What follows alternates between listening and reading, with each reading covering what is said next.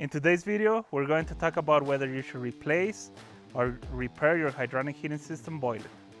We're going to take into account several factors like the age of your current system, the efficiency, and if you had had any major repairs done in the past. Now let's talk about when it makes sense to actually repair your hydronic heating system instead of replacing it. In this case, as you can see, we have a fairly new, less than 10-year-old, high-efficiency hydronic heating system. And if a system like this is giving you issues, the best thing to do is to actually repair it, as it's already a nice system, it's high efficiency, and it's capable of giving you really good comfort.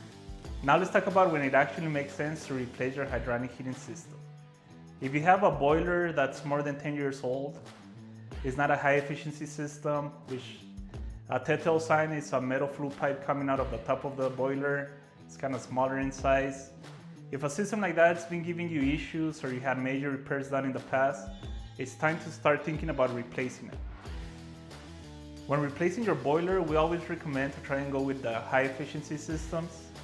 Not only do they provide greater comfort, but you will enjoy a lot of years of trouble-free comfort for you and your family. If you would like to learn more, make sure to follow us on our social media accounts. Feel free to shoot us a text or give us a call.